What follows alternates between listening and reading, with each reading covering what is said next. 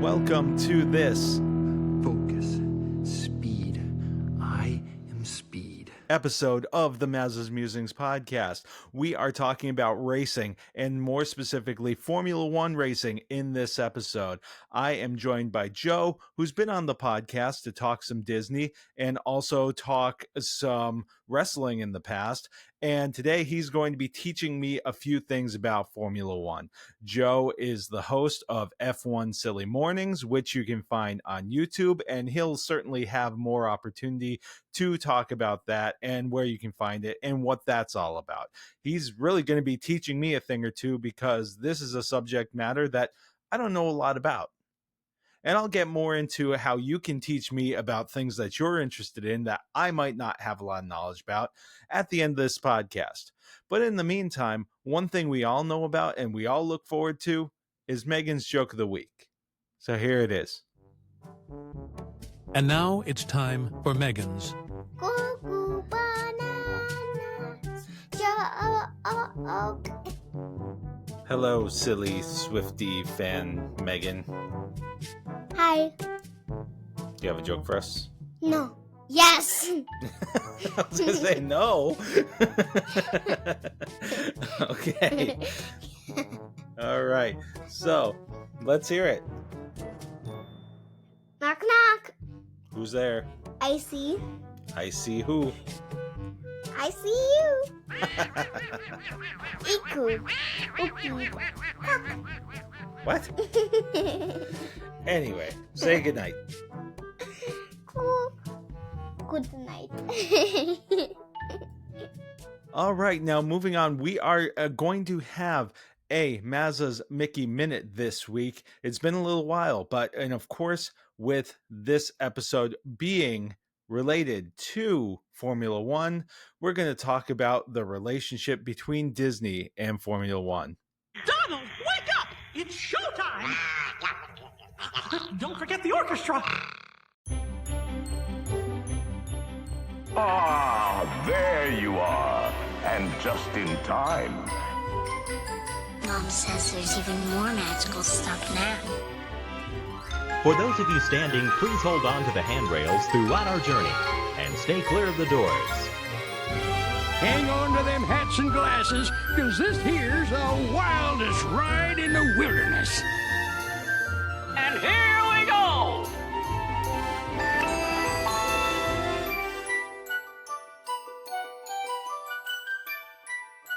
Well, as you may or may not know, there was an announcement made earlier this year that Disney and Formula One are going to have a multi-year collaboration that will launch in 2026 that will focus and center around Mickey and Friends. Now, this this partnership is going to involve experiences and content and merchandise worldwide, and it's going to really connect these Disney characters, these obviously the most iconic Disney characters, with the world of F1 racing. So really kind of taking this and making it more of a global thing, actually taking two global properties really and combining them into some kind of super monster. There are estimated to be something like 820 million F1 fans, and obviously Disney has the worldwide empire, but really this is designed at getting younger demographics interested in Formula One. So some of the first things, obviously, I said it's going to be in 2026, and it's going to really focus on some storytelling elements. There's going to be co-branded merchandise, and there's going to be what they've called immersive fan experiences in the Disney parks through broadcasts and on digital platforms. Now, this is a pretty big, obviously, collaboration, but it's not the first time that Disney and Formula One have been linked together. It goes back as far as 1995, actually, when Formula One, whatever the management company was, or the management organization was called at that time. It was FOCA. Now, I probably should have asked Joe what that means. But essentially, there was a worldwide merchandising licensing deal between that organization and Disney's subsidiary. So basically, Disney was allowed to create F1 branded merchandise. And that was followed up when the champion at the time, Damon Hill, drove his Formula One car through Disneyland Paris.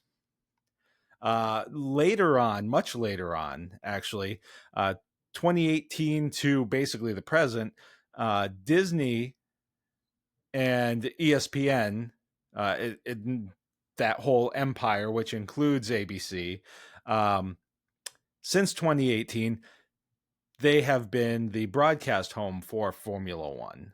And so that has been pivotal in growing that American audience. Now, that deal is extended through the 2025 season. So there's going to be coverage on Disney platforms, including ESPN Plus, which is something that you can get as, I think you can get it individually. I have it as part of my Disney Plus bundle. But yeah, so that's something going on.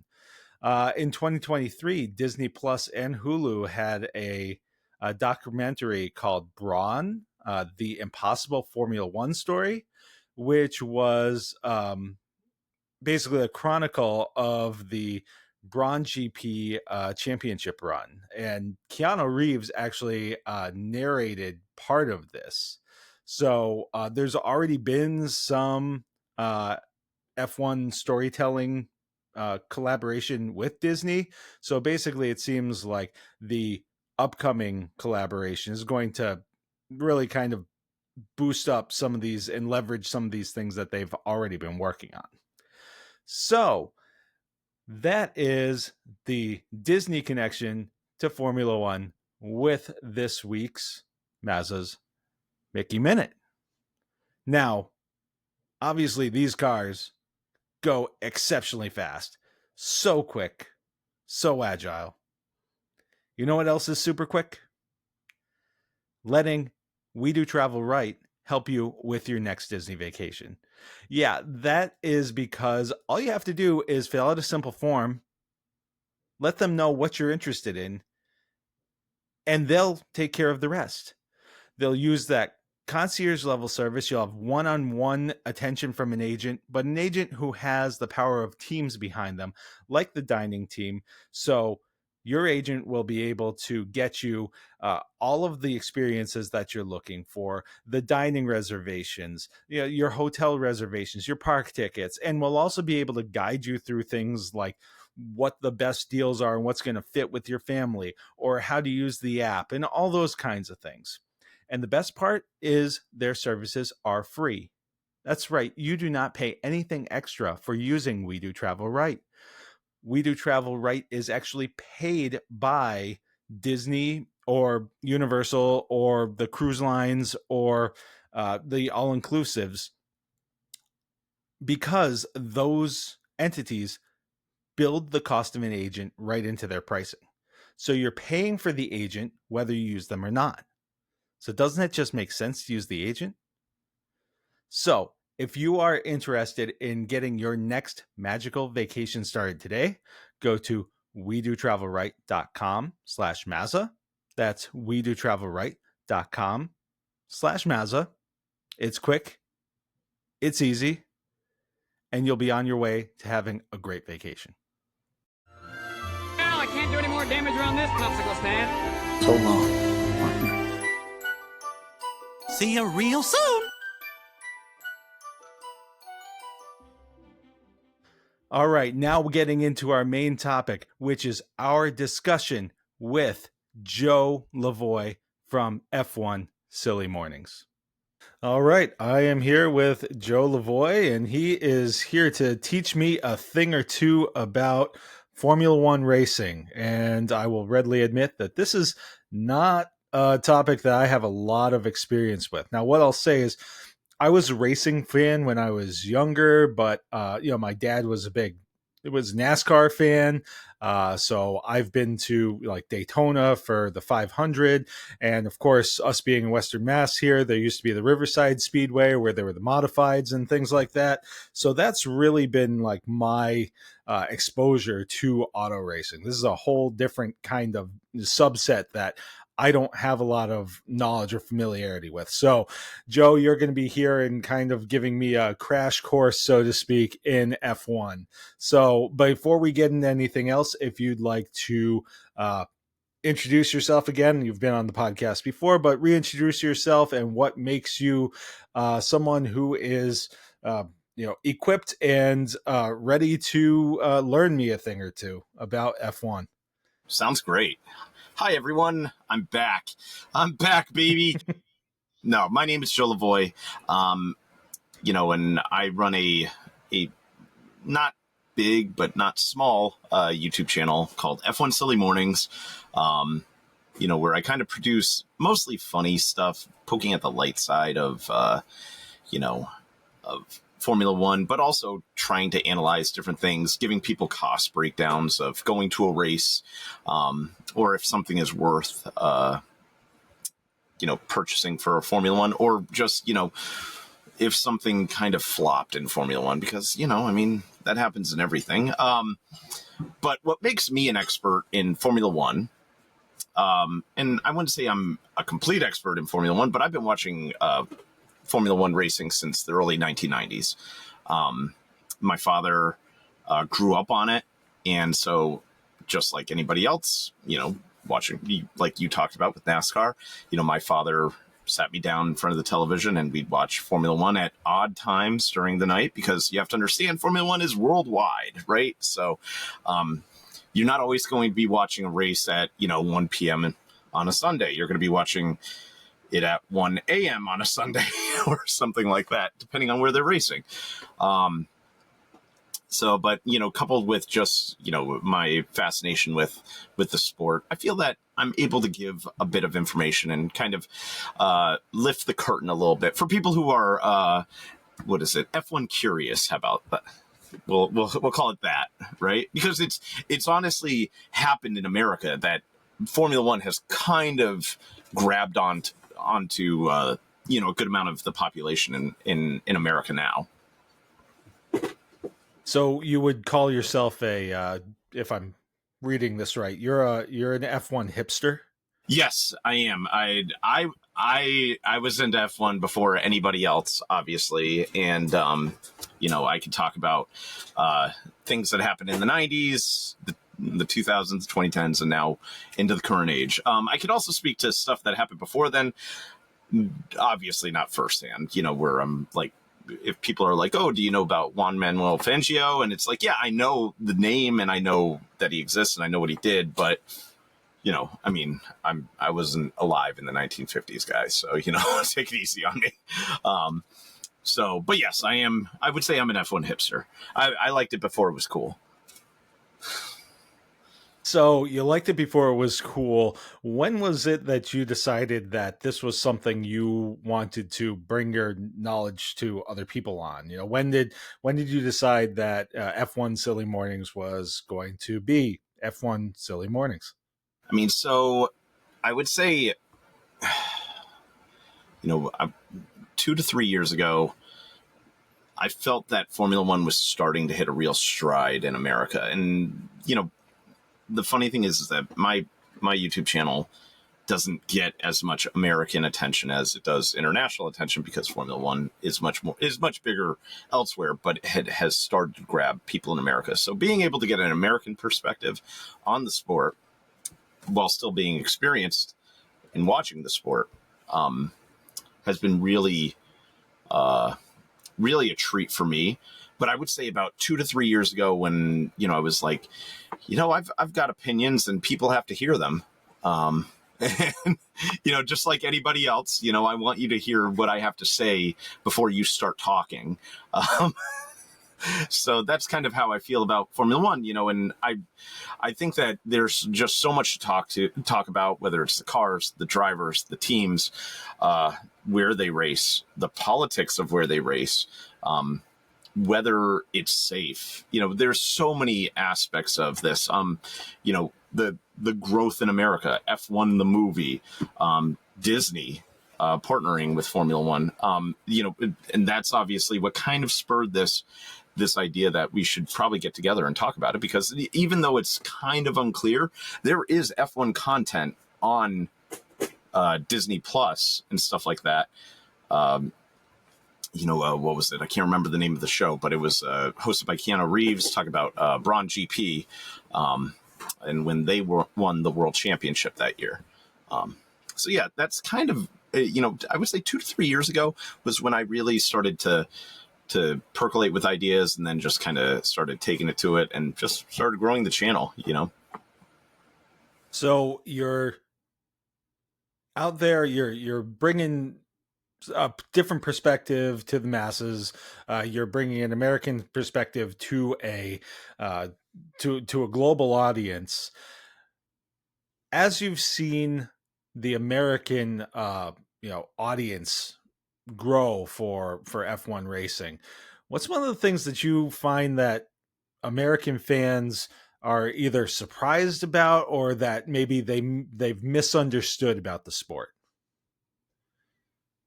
This is going to be funny. So most people have been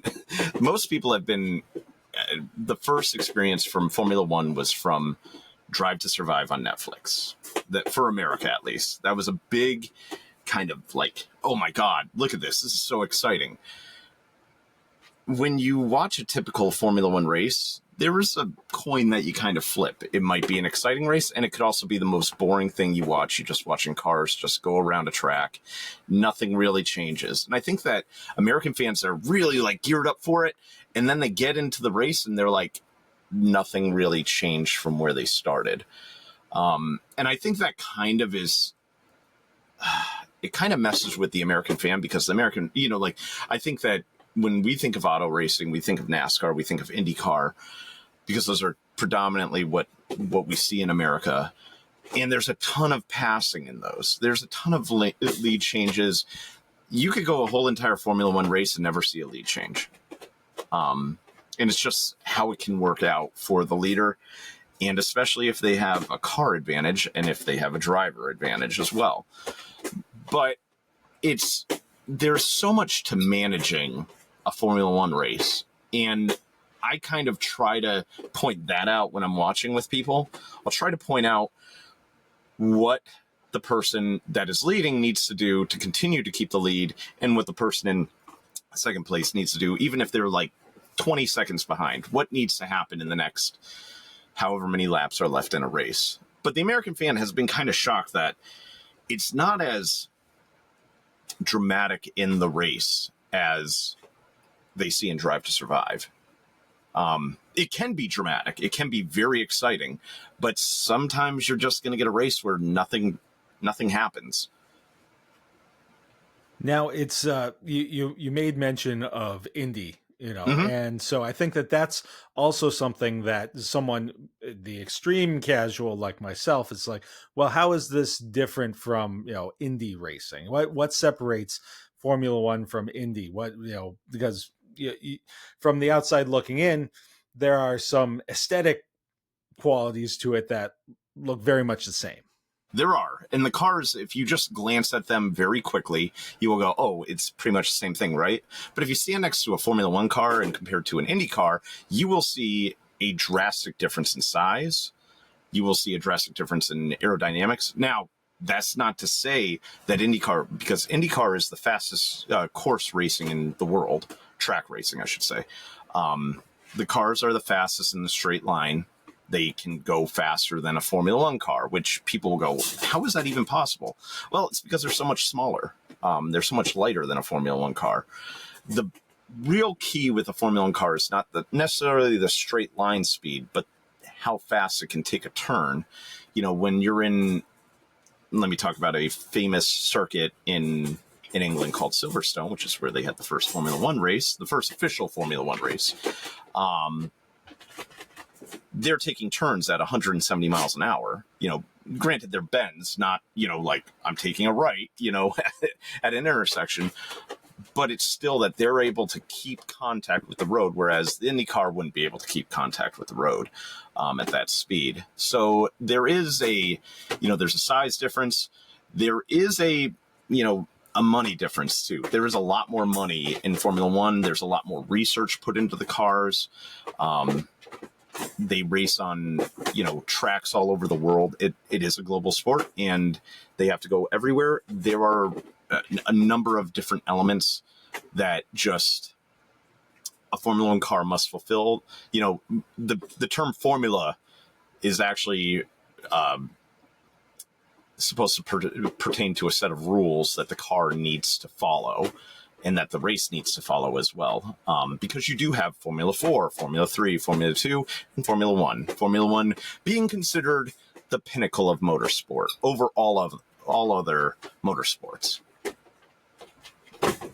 So you've mentioned that there'll be some races that are super compelling and other ones that maybe, well, could be downright boring.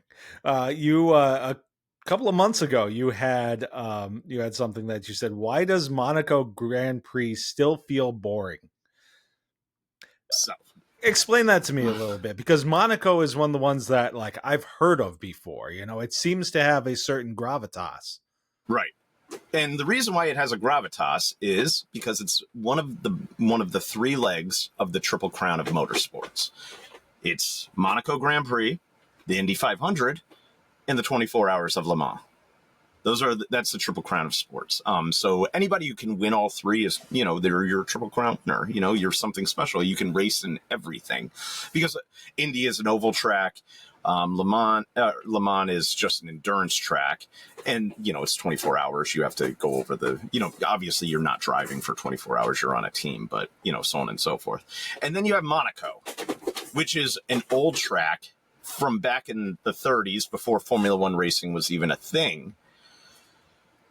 And the thing is that Monaco hasn't changed that much since it was first made a track. And the size of the cars has changed. The cars are much bigger now. They're much more, they're much wider, much longer. But Monaco hasn't changed in size too much. The streets of Monaco are still the streets of Monaco. If you pretty much put your car in the middle of the track in Monaco, nobody can pass you. Even if you're going slower than all the other cars, even if the other cars are doing faster laps than you. If you kind of just put it in the middle of the track, there's not a lot of passing to go on there. And they have done things to really try to make it compelling. Like this year, they put in, you have to do 2 pit stops. Because in a Formula One race, you are obliged to have a pit stop to change your tires. You have to change your tire type, I should say, because it creates some kind of motive and some kind of compelling strategy to be had by the team. We can go longer on these tires, and then at the end we'll put these tires on and see if we can make up ground, or vice versa, or however they want to race. But in Monaco, because nothing would really change, they just had one, they were like, let's try 2 pit stops, and it didn't really fix it. I understand that it's a beautiful area. Like, if you watch Monaco, it's kind of cool to see them go through the downtown, see them go by all the yachts. All the Formula One drivers live there because they don't have to pay taxes, right? That's kind of part of it. But it's a boring race. And I just, you sit there. The only time it got exciting the past few years was when it started raining there one year. And that's when, you have to go in for a pit stop. You have to change your tires, because the tires that they use on dry tracks are just slick tires. They have no thread on them or anything like that. So when it starts raining, you're just hydroplaning on those things. So you have to change your tires immediately. If there's any standing water, I should say. And that was the only time I found Monaco to be really exciting in the past, my entire lifetime. And I remember they really amp it up because you can watch it at a normal time of day too, in America. but it's still just a boring race. And I'm like, and if that's your jumping on point for Formula One, not great, whereas I would actually say America has one of the best tracks, which is Austin, which would be the circuit of the Americas, also known as COTA. And they do have NASCAR races there too, but the Formula One track that they have there is really exciting and is a really great jumping on point for American fans. Well, that kind of like leads to my next question. We've just talked about, what's maybe one of the more boring races, but what are some of the ones that you've found yourself really engaged in, the ones that you're like, wow, I really look forward to this one because I know X, Y, and Z is going to happen? So Austin is always amazing. It's always a fun track. There's always excitement. And I've been to Austin a couple times now. It's a fun time for people who go. It's a pain to park. America, we don't have any public transportation, so you got to drive in. And when you drive in, you're there. You're there. You're not leaving until the end of the day, and then you get to sit in traffic. But they always have bands and everything play at the end of the days and all that. And it's a really great track. It's really exciting. I think that anybody who's watching Formula One, if you're not watching Austin, you're missing out. Montreal's a great track as well. Just over the border sort of, and provides a ton of entertainment. It usually rains during the weekend, so sometimes the race can be different than what you've seen, during the rest of the weekend, because, Formula One is an entire weekend for people. It starts on Friday, ends on Sunday with the race, or, sometimes on Saturday, starts on Thursday, ends on Saturday when it comes to like Las Vegas. Then you also have Belgium, which is they have it at a track called Spa. This year's race wasn't as exciting because I think they kind of were too nervous for the track because it was raining, but it has some of the most exciting views of just pure speed and pure turning ability for these cars. And then you also have, in Italy, you have Monza, which is, known as the Temple of Speed. I have a hat right here that a friend of mine got when they went to Italy. That's Monza, and has the old track and the new track. And it's the fastest track in all of Formula One. And you can see some really amazing action on those tracks. So I think that if you're really getting into it, America and Canada have some of the more exciting tracks. Not Montreal, Miami is also not a bad track. It's just it's in Miami. I'm sorry, Miami, but it's it's not the great. Again, America with no public transportation, it's a pain to get around. So. Yeah, but I would say those are good tracks to check out. And that's one that you've experienced live, Miami, correct? Yep, I've experienced. I've been to Montreal, I've been to Miami, and I've been to Austin. And Miami, I went this year for the first time. And it's a really cool track, and it's really it can be very exciting. And you have, you can walk by.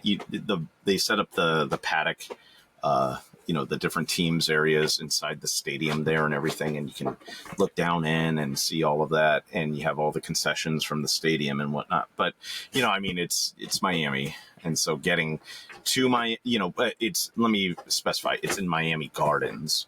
So it's not in true Miami and it's not in true Fort Lauderdale. You're kind of in between, and there's nothing really in between those. So it's kind of a pain for traveling. But if you can do it, it's a great track to see.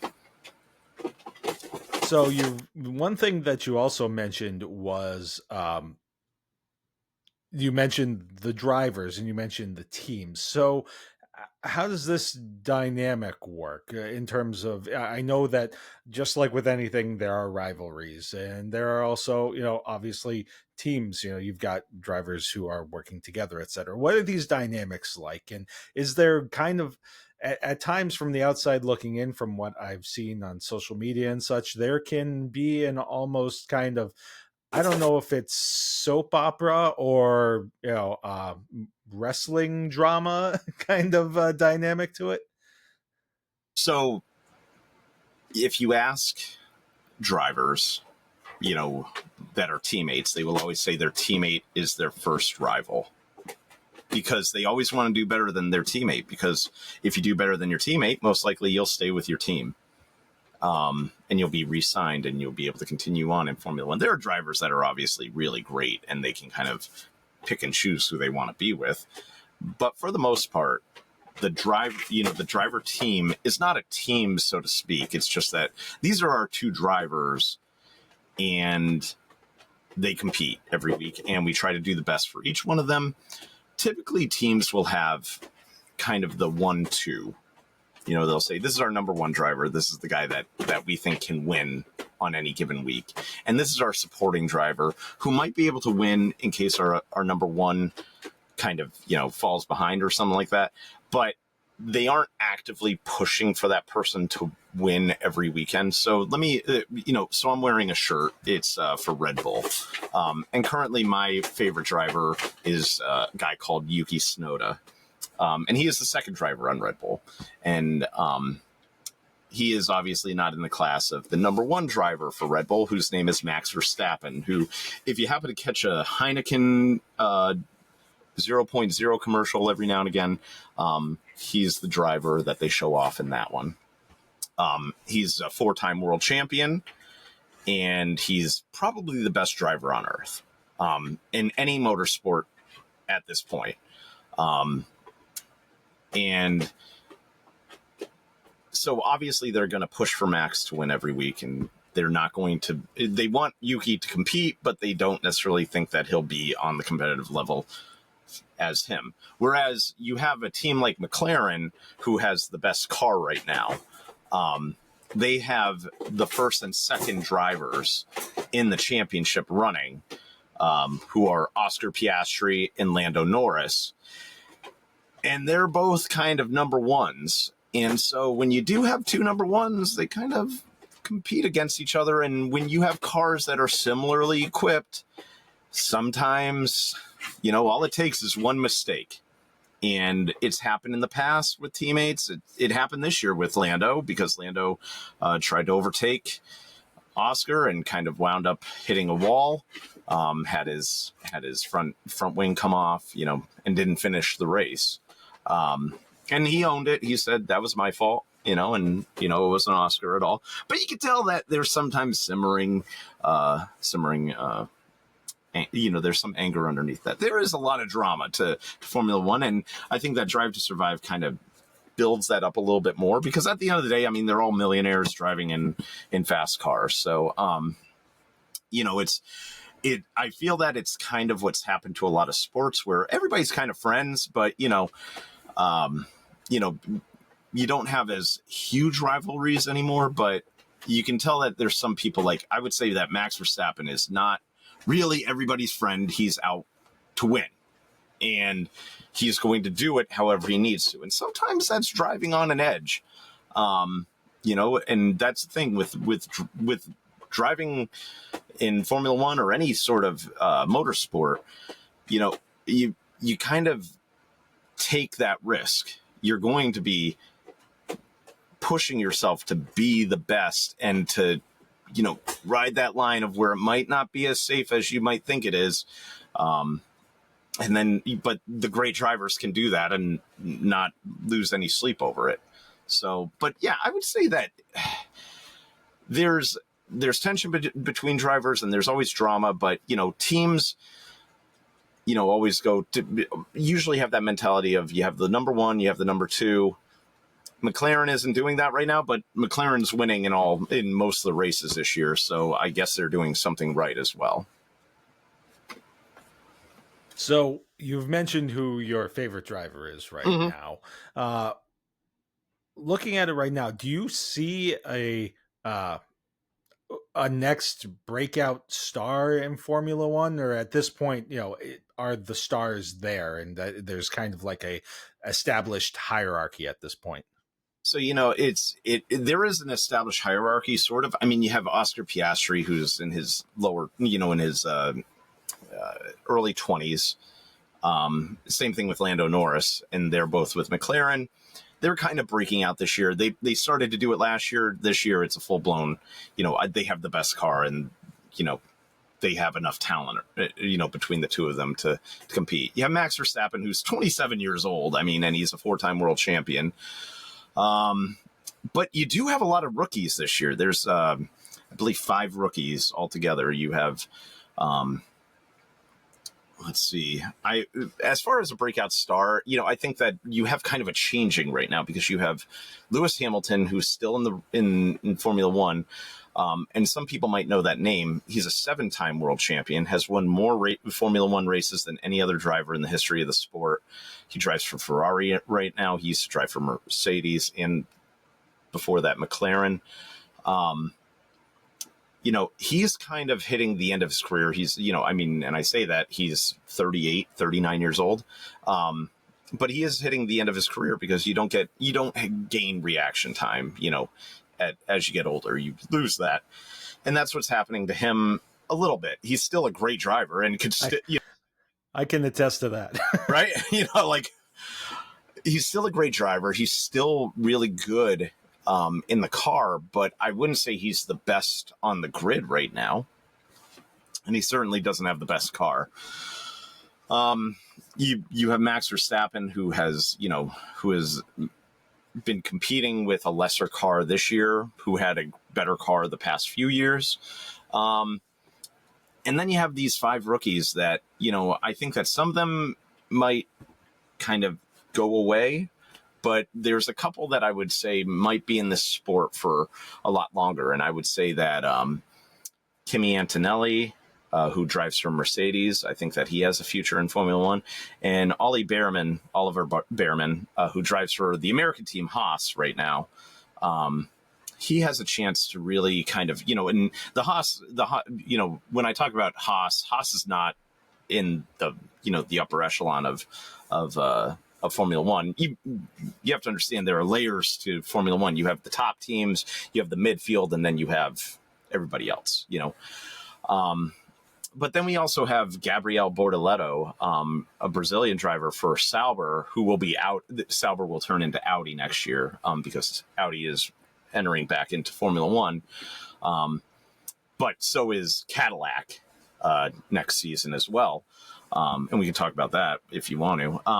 But I think that these are some names that Kimi Antonelli just turned 18. He just graduated high school, and he's a Formula One driver.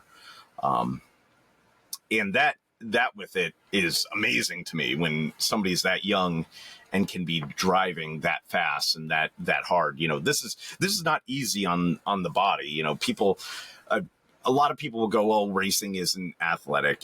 Well, no, it is, because these guys lose about 10 pounds a race. They need incredible neck muscles. They need to be in great physical shape. Whereas when you saw, I don't know, Dale Earnhardt, and I'm not ripping on Dale Earnhardt. He was a great race car driver, but Dale Earnhardt had the same body type as I do right now. And I'm no athlete. So, there is an athletic sense to it. You can't be out of shape and be in Formula One, because as well, you need to keep a certain weight so that you can actually, make the car lighter and stuff like that. It is important for these guys to maintain an athletic fit to be able to do what they do.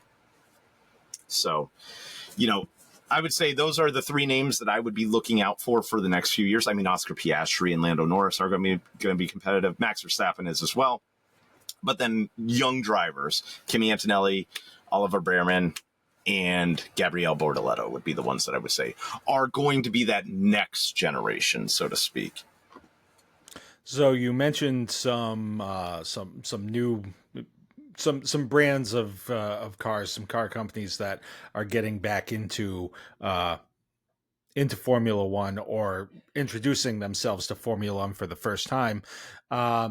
Before we get into that, I'm curious to, you also mentioned a couple of guys who maybe had talent or whatever and didn't quite have the car.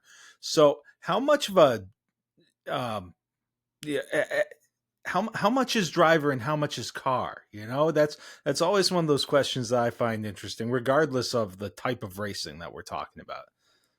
So a great driver can make a car, can pull you up so far, but a great car will always put you that much further up, in my opinion. You know, the driver. So, for instance, Max Verstappen in 2023 had a car. He was racing for Red Bull. It was called the RB19, and it is pretty much almost known as one of the best Formula One cars ever made. It was so dominant because his teammate, you know, that season, I think only one other person who did not drive for Red Bull won a race, and I think it was Carlos Sainz with Ferrari. I'm trying to remember exactly, but the car, you know, so you had at that time Max Verstappen winning or his teammate Sergio Perez winning.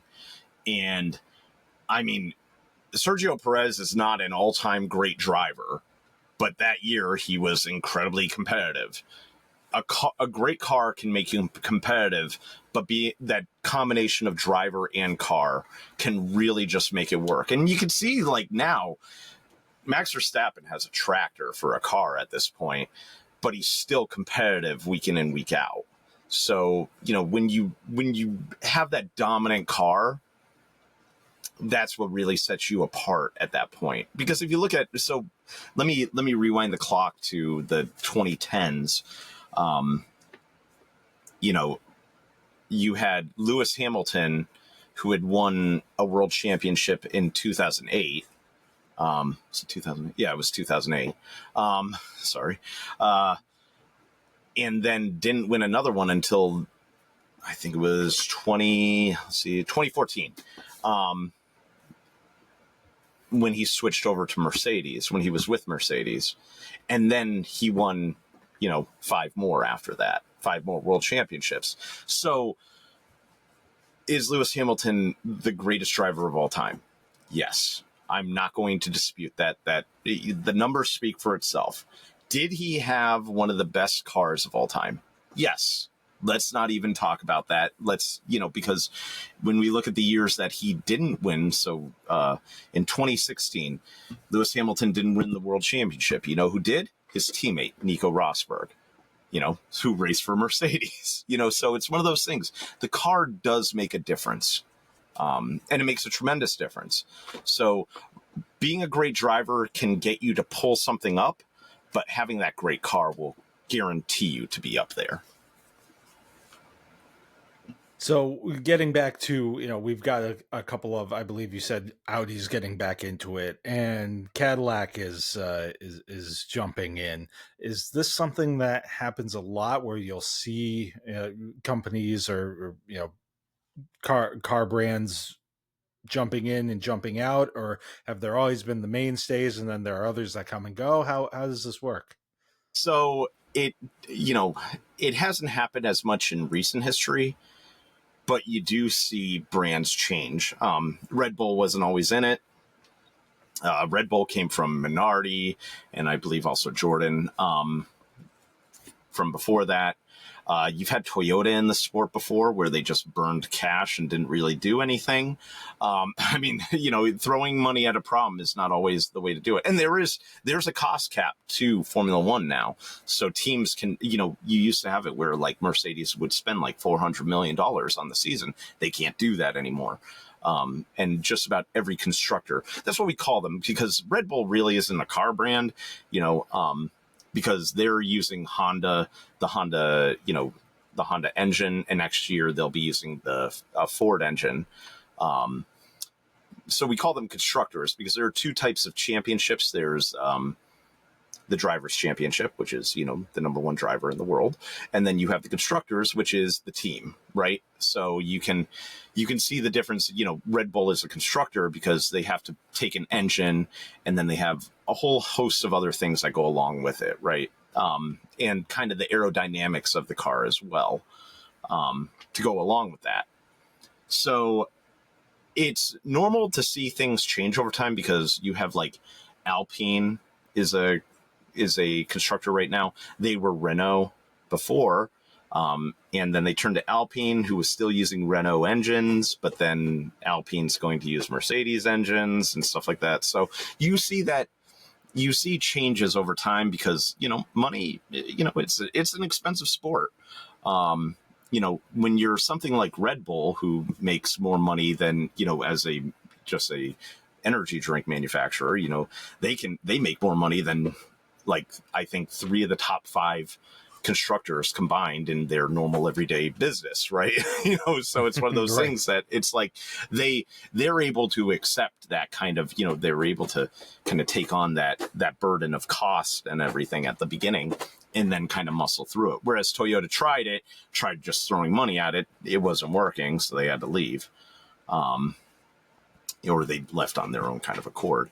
But then you have, like, because whereas Sauber is going to turn into Audi, it's interesting to be having Cadillac coming in, because Cadillac is now going to be a brand new team altogether. You've had 10 teams for a while, and now you're going to have an 11th team. And it's not to say that there hasn't been more than 10 teams, but it's been a while since we've seen that. All right, so I'm gonna finish you off here with maybe a little bit difficult question, maybe a little bit fun. But what's a controversial opinion that you have about Formula One that most people might disagree with? People are going to hate me for this one. This is I have 2. I'm gonna give you my 2, and people will hate me for this for forever. Lewis Hamilton lost in 2021, and people need to stop complaining about it.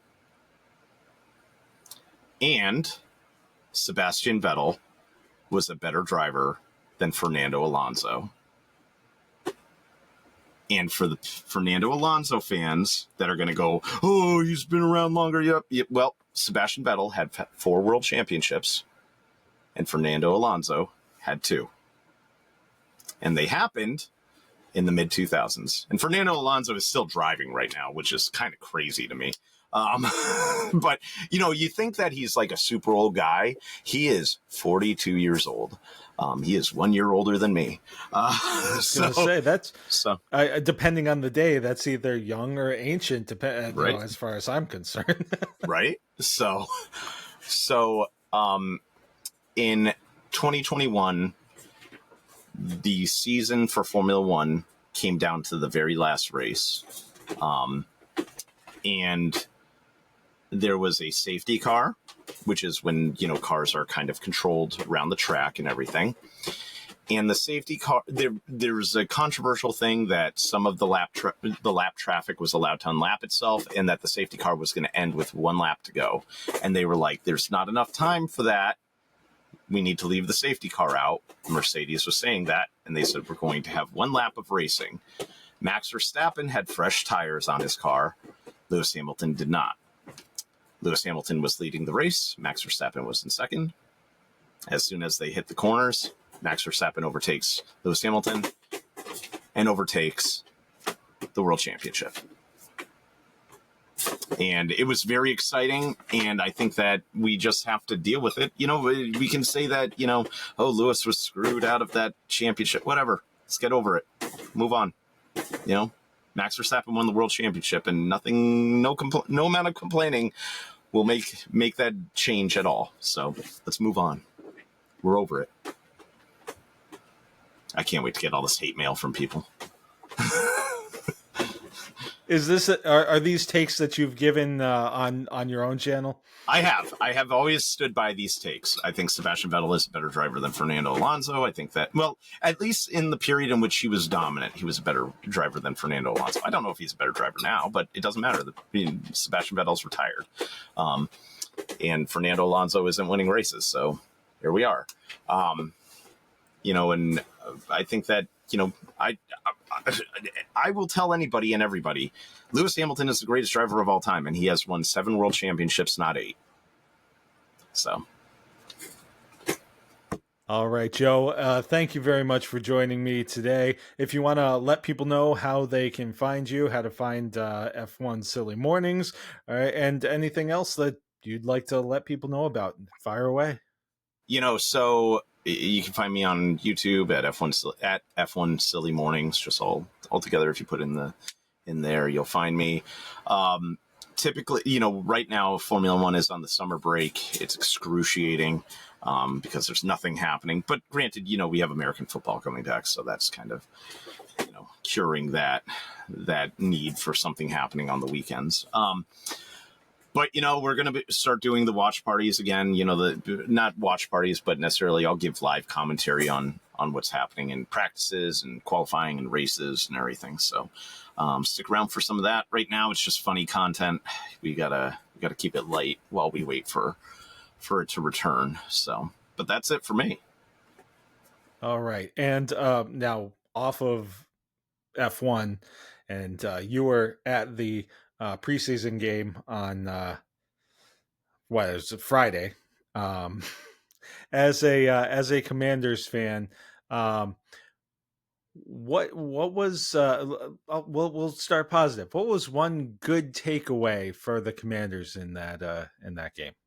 Josh Johnson looks like an NFL quarterback. That is what I will say. I think that is the best one. And Troy Amos, their rookie second round pick, I want to say, second or third round pick, looks like he could have a future at cornerback in this league.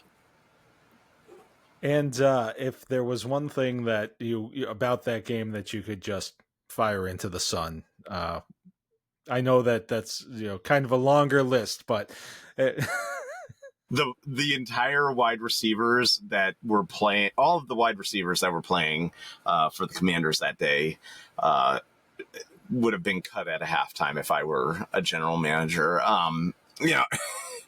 Terry McLaurin made so much money. So much money. In that one preseason game. Just a terrible Commanders fan experience. It's always whenever I go to that stadium too. It's always the Commanders get trounced. And here's the thing: they were playing their 3s and 4s, and and the Patriots come out with their 1s. So it's like, yeah, you should get knocked out, but to give up a 100-yard return on the very first play of preseason, I mean, come on. Like I'm like, you're cut. I'm like, you had one job and you didn't. Yeah, just kick it in the end zone. I don't care. At this point, like it's just a really rough time. And the New England fans let me know that I was wearing a Commanders jersey. That was sure happening there. So but it was still a fun, beautiful night for football. Absolutely gorgeous. Could have been 90 degrees. It was in 70 with a nice breeze. So. And if the Commanders, I think the Commanders are maybe they overachieved a little bit last year, but I think that there's still a team that could have a strong season, especially if they settle things with McLaurin. And if that doesn't work out for you, we've got the Bruins, right? I don't think there's enough alcohol in New England to solve my Bruins problem right now. I don't even know. Here's the thing, give me, I don't know who is on the second line of the Boston Bruins right now. I don't think they know. I don't, oh God. I think that Providence might know, but not Boston. Geez. What a poorly managed hockey team right there. And, it goes back to those 3 first-round picks where they had no idea what they were doing with them. But maybe it goes back further. I mean, this team was going to eventually bleed out one of these years, and unfortunately, it was all over this year. And I don't necessarily blame Jim Montgomery, but you got to blame somebody to begin with, and then maybe it was just the Swayman thing, and. The coach is always the first to go. I don't think that. Montgomery certainly wasn't the cause of the problems, but he wasn't a solution by any stretch of the imagination either. I was never a huge Montgomery fan. I remember at the signing, I was just like, oh well, this is it's I thought it was boring. I thought Yes. that this was a chance to like do something, and we ended up with it basically went the way that I kind of thought it was gonna. This certainly looks like a 41-41 team. The way I keep on looking at it, I liked Marco Sturm as a player, but I don't know what he is as a coach. Right. And Well, and hey, I guess I can't really criticize one way and then not give the other way a chance. I mean, sure, this is a different direction. This is this is more of an unknown than Montgomery was. You knew what you had there. So but wait and see, I guess. But I don't think that there's enough of a roster for him to really be successful with. There's so much money tied up to no one. And that's the confusing thing. Like, this team spends to the cap, and it's like, who are they spending this money on? Pasternak? I didn't think that was a bad contract. I think they overpaid for Swayman. I don't think Swayman is a top 5 goaltender in this league. At least he has never shown that he is, that while carrying the load, especially last year where he just never looked like I think he was too ready to fight for a contract and not ready to fight to be a goaltender. And I mean, we look at the defense. Who and then, like I said, that Lindholm signing, that's a lot of money for a guy who scored 10 goals. Woof. Just some of the, and we look back, and I'm sorry that we're going a little bit long on this, but No, this is good. Let's talk about the years with Patrice Bergeron and only being able to get that Stanley Cup once. Like, don't get me wrong, that Stanley Cup was magical. I love that. That was a great team. They had talent to win for multiple years there, and I don't know how they only got one out of it. You feel like they should have been able to eke out at least one more, and they almost did. A couple times, but sometimes you got to win. You got to win, baby. Just win, baby. Chicago still haunts my dreams. That one kills me. And I didn't think that St. Louis was that much better of a team. But they weren't that much better they weren't a better team. But the better team always wins, and they were the better team that series. So it's disappointing. Maybe one day, maybe there is a plan, and maybe Don Sweeney is No, I'm not finishing that. Nope, you can't make me say that. But yeah. Well, so. and you brought up a great point with the whole Bergeron, that whole era. It's one over. of those things. Well, it's over. Yeah. And I mean, it felt like a long time, and it was a longer window than a lot of these things are. And I think that people kind of took it for granted that it was always going to be there, that there was always going to be a next chance, and eventually that runs dry. It lasted longer than probably it should have, just because, that you had some guys there who, even, as talent diminished, they had that kind of to keep it going. And so then I look at things like the Boston Red Sox, and I'm people are talking, oh well, they've got this young core, they can wait, they don't need to make a splash at the trade deadline, etc. And I'm just like, these windows are not open for long. You've got this talent, you got to strike when the iron's hot, because like you said, just win, baby, because it's not, and just because you have a window doesn't guarantee that you're going to win in that window. So, you really gotta, you gotta take advantage of those chances when you have them. And we look at going to the other team in the area, the New England Patriots, the most successful, franchise in this area for years. Here winning 4 games last year. I mean, yeah, I think they'll be better this year, but do I think they're better than Buffalo? I don't know. I don't, probably not. Probably not. Do they make the playoffs? I don't know. It all depends on the development of Drake May, and does he get better, and does, do the people around him get better because of him too? You have Steph Diggs, who you assume will be pretty good, and then you have Hunter Henry, who's a boring tight end, but he catches the ball. But then you have a whole lot of maybe. I didn't see anything out of Drake May or the other wide receivers on Friday that I would be like, yeah, that was great. They ran the ball a lot early on. Like, the stat line was really weird going into that third quarter. And it went to show you what special teams and turning the ball over will do. And, if they win 7 games, that's a dramatic improvement, but I don't think we'll be happy, So when Brady left and everything, I was like, it's not a reload right now. You gotta, it's gonna be, there's gonna be hurt, and that Mac Jones season was a weird season. And I think that, it was fool's gold at the end of the day, but you got to win when you can win. And like you said, the Red Sox should have made a trade. I'm not a huge baseball guy, but like I follow it a little bit more now after, kind of having it rekindled. Like, I kind of fell back in love with baseball in Japan. I'm not going to lie, seeing some of the fans there and everything. And the sport is kind of fun, and taking my kids to the yard goats and all that. It kind of sparks a little bit more excitement in you. But yeah, you got to, is this team going to make the playoffs? They suddenly it was like, oh, they're definitely going to make the playoffs. I'm not so sure, and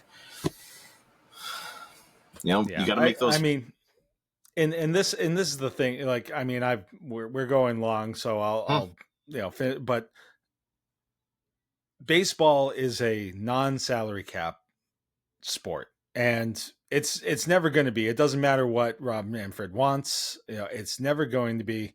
The sport will collapse before there's a salary cap. You are one of a handful of teams as the Boston Red Sox who doesn't have to wait. I understand and I respect, building a farm system, waiting for young guys to develop, and preaching patience. And I think that there's an element that needs to happen to that regardless of what kind of organization you are. But I mean, like, trying to hoard prospects like Danny Ainge would hoard 2nd round draft picks, it just doesn't make any sense if you're the Boston Red Sox. Yes, you can develop your young talent and bring them up, but then you reinforce them by putting the best players possible around them. And there are only so many spots. So, there are a lot of these guys who are probably never going to crack your roster with these other guys there. So why not use those assets instead of holding on to them for a maybe, So it's always been a thing for me. And I think that that's one of the things that Theo Epstein did really well, was he understood the value of managing a farm system and everything like that, but also going out and getting proven players that are going to put you over the top, like going out and getting Kurt Schilling and Keith Folk. Now, Schilling, being who he is these days, is immaterial to the fact that he was pivotal in them winning a World Series, so it's, that's my take on the Red Sox. And really, there's a handful of other teams like the Red Sox who don't really have to preach that patience. And I know people love draft picks. They love prospects, in football, it's all, people love draft picks. Baseball, they love the prospects. I think that I appreciate that about basketball, is that, like, the guys are the guys. Like, nobody in the D League is anybody has any, or G League, whatever they call it now. None of the guys who used to play in Springfield are now stars in the NBA. So, Yep. And I mean, you look at what the Celtics did, and they went for it. They had a huge, huge salary, but I mean, yeah, they didn't make it all the way because of injuries and everything. So, but at least they went for it. That was the thing. Like, okay, you've got this window open with Tatum and Brown, and and you added Derek White one year, and now you add Drew Holiday, who's a little bit aging, and then you added Kierstadt, Porzingis, who when healthy could be a dominant big, somewhat dominant big man. But okay, it didn't work out. Oh well, get rid of them and start again. You still have Jason Tatum and Jaylen Brown, who are in their mid-20s. So and yeah, that's the good thing about basketball, where it's just like, okay, just go for it.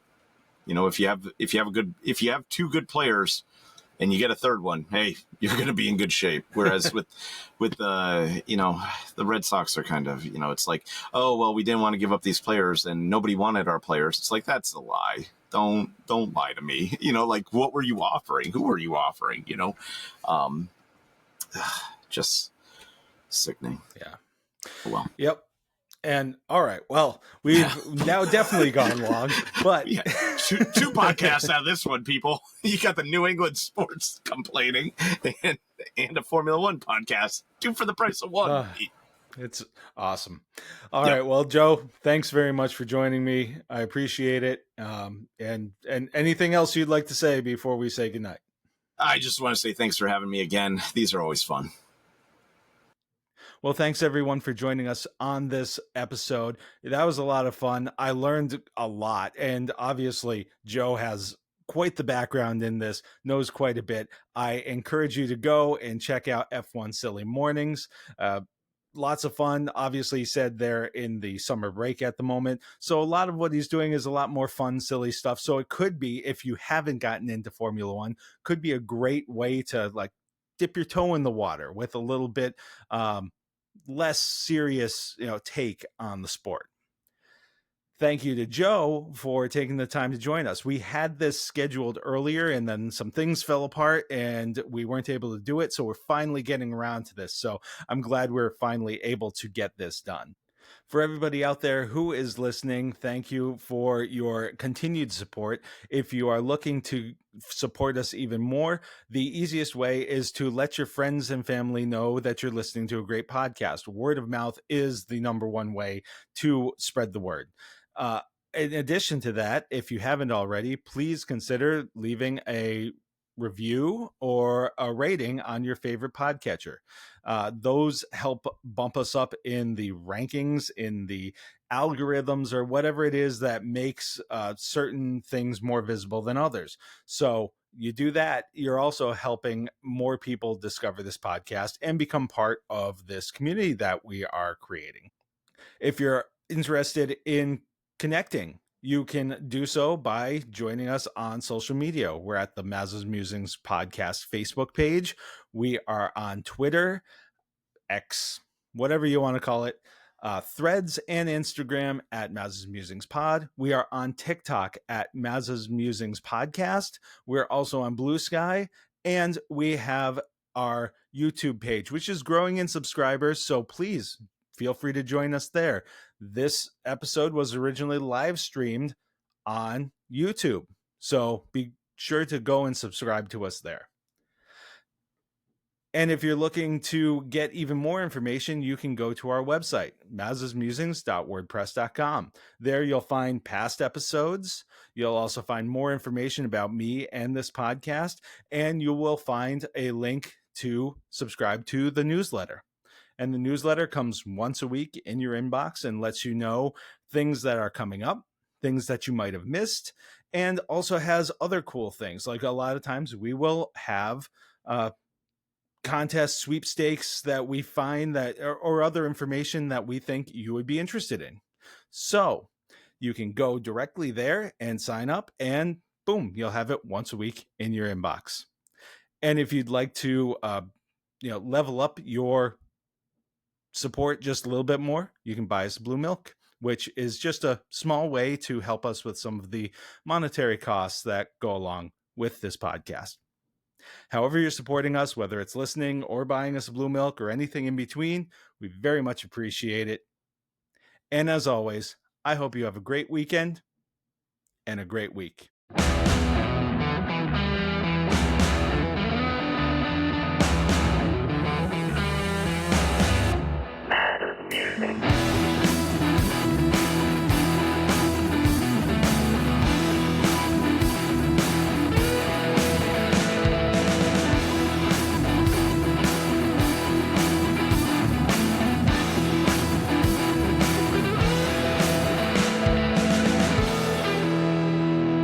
Music for the Maza's Musings podcast is brought to you by Hi Dad Soup. Check them out at Mickey and Minutes on Instagram.